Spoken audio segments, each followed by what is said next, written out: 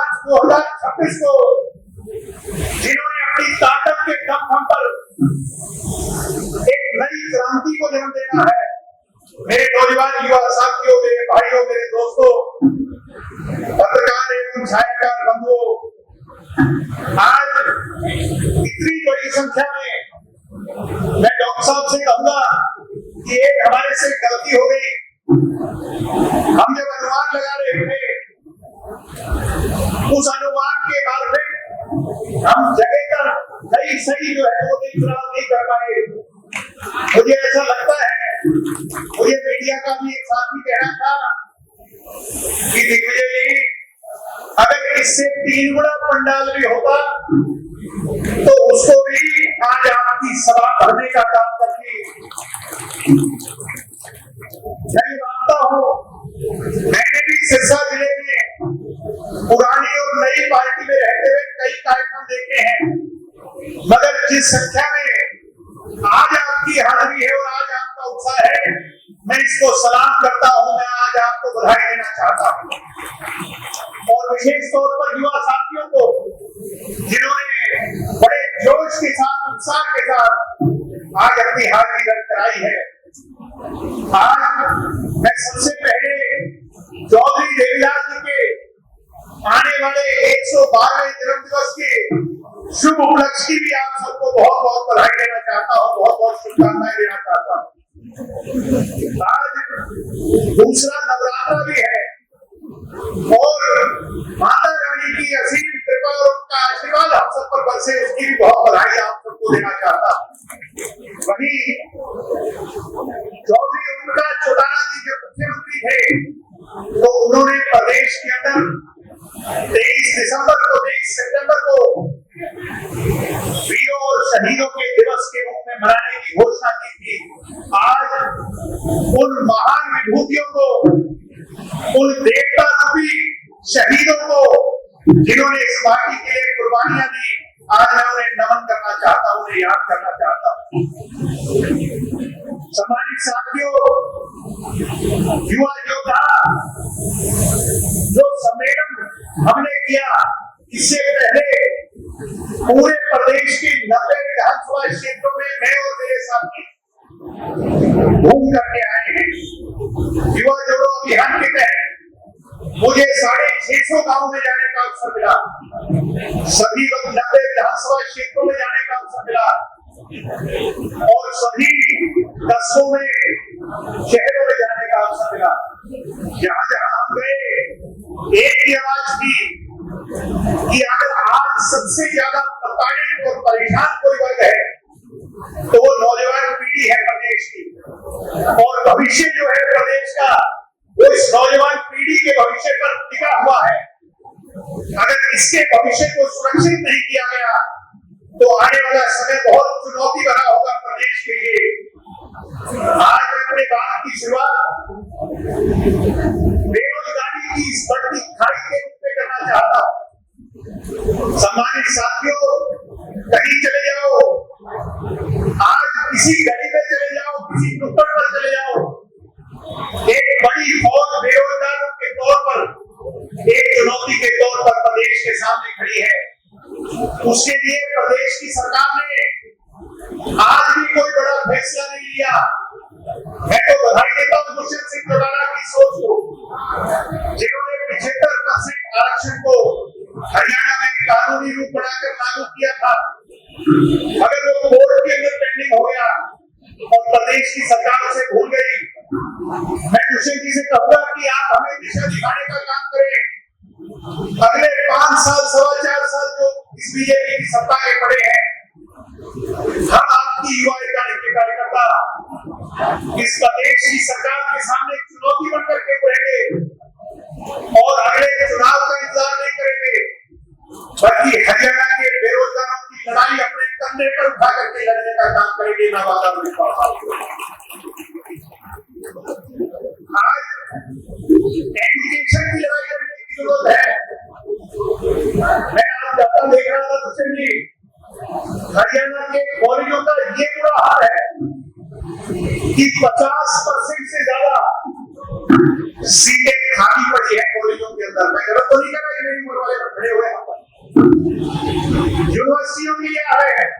मैं CDMU का check कर रहा कि सिर्फ लॉ डिपार्टमेंट को छोड़ दें, कोई ऐसा डिपार्टमेंट नहीं जिसके अंदर सीटें भरी हो।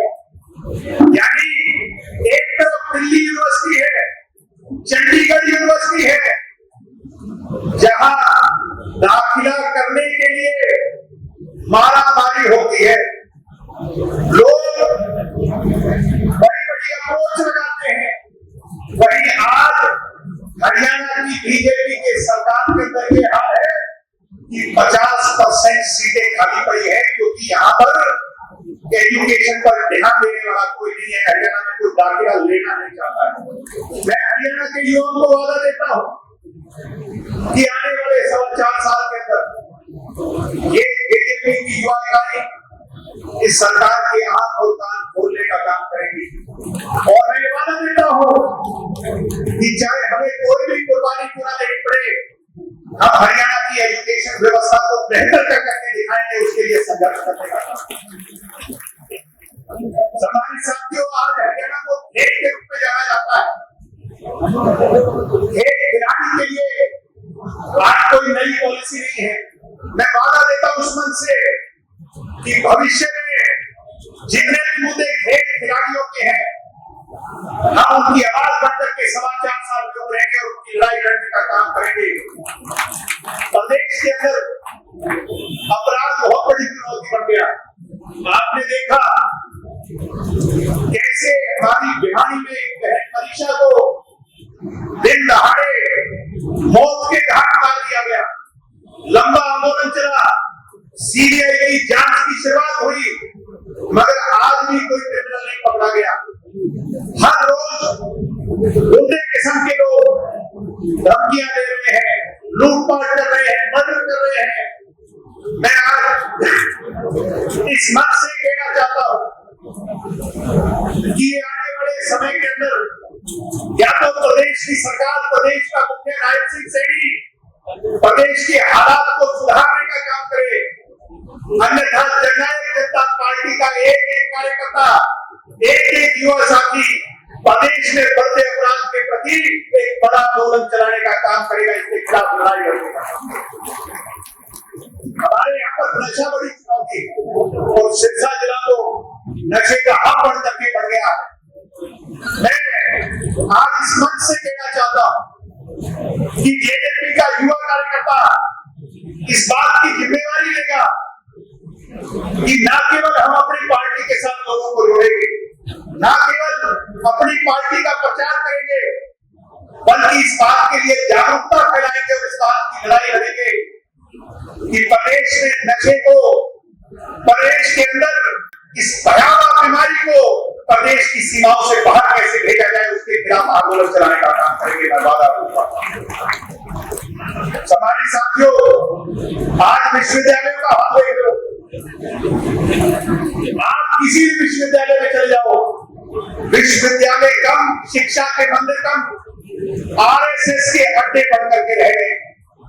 मैं गलत नहीं कह रहा, आज आप किसी भी यूनिवर्सिटी में जाकर के देखो, टोटल RSS के लोगों ने कब्जा कर दिया है और हमने उसके खिलाफ एक मुहिम तो छेड़ दी है। मैं कहना चाहूंगा और चेताना चाहूंगा बीजेपी के लोगों को कि या तो सुधर जाओ, नहीं तो याद करो वो समा। आपको याद होगा असम के अंदर युवाओं के ने जब कॉलेज और यूनिवर्सिटियों से अपनी लड़ाई को लड़ना शुरू किया था तो व्यवस्था परिवर्तन हो गया था। असम गण परिषद के रूप के अंदर प्रदेश की सरकार की जड़ों को उखाड़ फेंकने का काम किया था।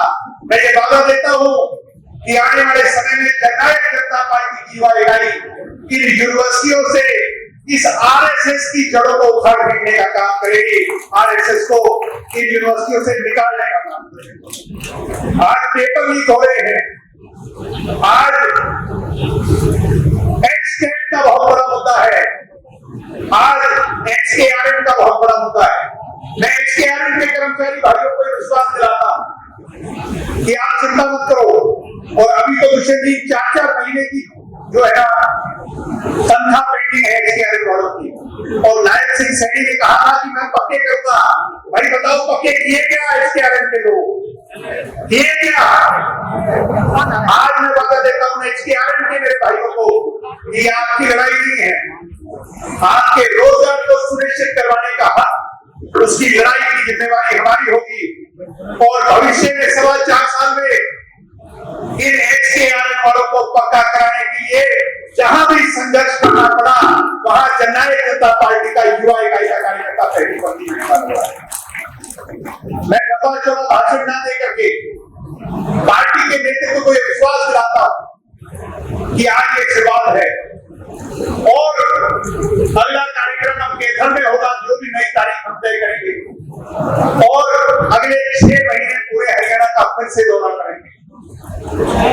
डॉक्टर अजय सिंह चौटाला जी के जन्म दिवस पर यानी 13 मार्च को इस युवा योद्धा कार्यक्रम का समापन सर्व हरियाणा युवा योद्धा के कार्यक्रम के तौर पर डॉक्टर अजय सिंह चौटाला जी के जन्म दिवस पर मनाने का काम करेंगे।